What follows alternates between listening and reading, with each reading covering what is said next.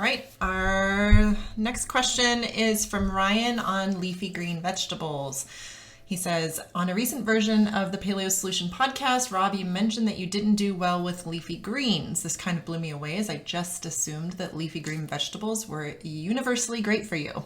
This got me thinking about my own N=1 experiences, which is normally after about 2 hours after eating a salad for lunch, I have pretty loose stool.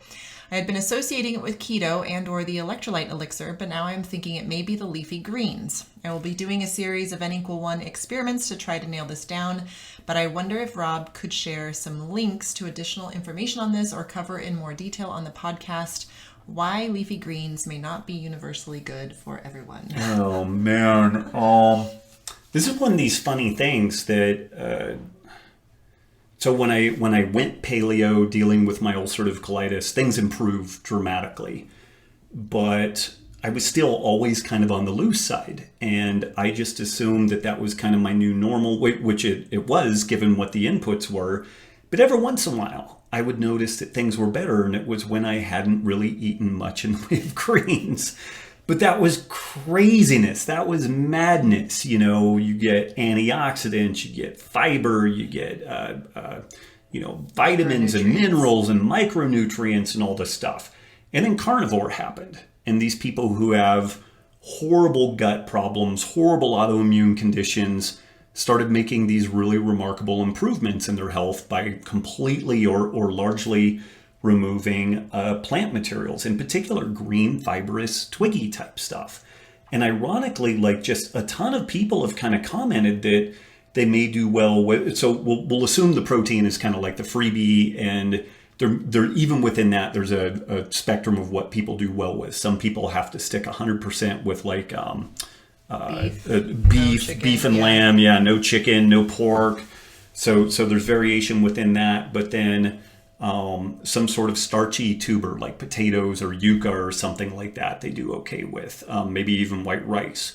Higher glycemic load fruits like mango and papaya, pineapple, bananas, these things that we're told don't eat because it raises blood sugar really rapidly, which in a lot of people it does. But it was interesting that these things that just on the surface you would generally make the case that they're easier to digest, people were doing better with. And then things like a salad, they were just getting crushed by it. And so it's still one of these things that I feel like a little bit of a crazy person myself, because, we're wanting to recommend balanced nutrition and everything, but balance it's a term with no meaning. Like, it's all context driven. So like Michaela Peterson just figured out that she has Lyme disease. And is that the totality of what her issues are? Is that something that's been layered on later? It would suggest potentially that she had Lyme exposure when she was 2, which is when she developed rheumatoid arthritis first. Like, I haven't been able to talk to her. Maybe we'll get her back on the podcast to talk about some of that stuff. But the reality is that on a clinical outcome side, removing plants for the most part has been really beneficial for her. And so that's kind of where we have to hang our hats. And I think so long as, well, even I was going to say, you want to eat a lot of offal, liver and everything. There are people who don't do it and they motor along just fine. This is, again, Michaela Peterson's blood work. If you guys missed that, we had her on the podcast and we went through advanced testing that we do in our clinic looking at lipoproteins. Hers look great. Not everybody's does. Mm-hmm. I did a little experiment for about 4 weeks before I pulled the plug on carnivore, and like my lipoproteins went from like 1100 to 2600. There's still a question as to whether or not that is in total a net negative with regards to atherogenic potential, but it's a worrisome. Like, it would be nice if my blood work just looked great and all that stuff, but it didn't, and I didn't feel well, and I was kind of crazy and neurotic while doing it. But yeah, Ryan, it's interesting, and I think that this is something that we just kind of have to lean back and let the clinical outcomes kind of drive this thing. And you do better with things like broccoli that's cooked versus like Very salad well. Yeah. or just like raw greens. Well, and Nikki's been getting in and doing one of our good friends, Jackie. She's actually the CEO of the risk assessment program She did a salad dressing. Super easy salad dressing. It sounds so basic, but it's basically like 3 parts olive oil, 1 part. 1 part apple cider vinegar, ton of salt. Like I feel like I put in like a tablespoon of salt. Some garlic optional. And some garlic. And by 3 parts, probably like... Well, you could do 3/4 cup. 3/4 cup, Yep. and then 1/4 cup of the apple cider vinegar, and just shake it up. And we've been dressing our salads with that. The girls really, really like it. And But what I've noticed is if Nikki dresses the salad maybe an hour in advance, and then we put a lid on it, and I keep shaking it and mixing it and everything, the vinegar kind of breaks down the greens. Like it and you can cook things with acid. Like this is what ceviche is, yeah. you know. So acid cooking is a viable option. If I have a little bit of hypochlorhydria, a little bit of low stomach acid, it may be helping in that regard. So there's lots of layers to this, but cooking the plant matter definitely helps things for me. But even then, if I go above a certain threshold in eating veggies, like the next day I'm a little on the loose side, and I've talked about the Imodium and kind of the benefit that I've had.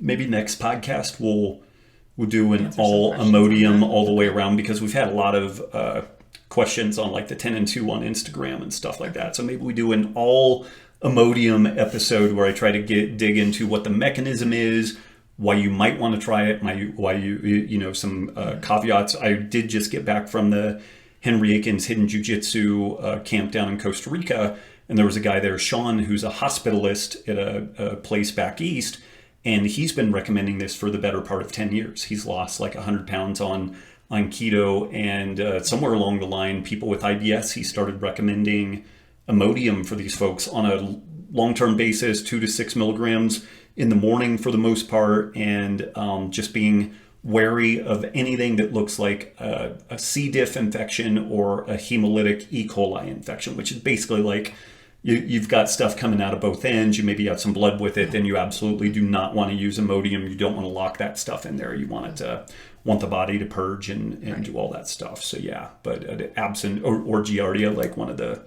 previous questions. So yeah, it's interesting, but I think again, if our digestion is good things seem to just happen as a consequence. And if good digestion means you don't do a massive amount of fiber, I think that's maybe a place to go. Is that the ultimate ancestral norm for humans? Maybe not, but this is where, antibiotics, multi-generational antibiotic exposure, stress, I don't know, all kinds of different things can play into this. But I think that what's interesting is if we can tweak variables such that we get better clinical outcomes, like our poo is better and we generally feel better, I think that everything else is going in a good direction. Cool. Sounds good. Actually, one thing following up on here, because he says that he wasn't sure if he'd associate this with keto or electrolytes. So I guess one question is, have you noticed this in the past when you've had salads, like before keto? Good question. Like, has this been a thing throughout your life, or if it's just recently after you've started keto and supplementing with electrolytes, then that it could be, because some people who do go aggressive with electrolytes out of the gate can have loose stools. Particularly if you're using like a magnesium citrate form, which is, if you're going to supplement with magnesium, I would recommend like a glycinate, malate, almost any of the other forms besides citrate. Citrate is literally cataloged within like pharmacology as a laxative. So the absorption that we get from it is pretty low. The amount of water that's pulled into the stool is super high. So if we were to look at anywhere at a problem related to electrolytes, it would be the magnesium form, in my opinion. Okay. Awesome, wife. Thank you. Questions for this week. Cool. Awesome. Right. Thank you, folks. Guys. Take care.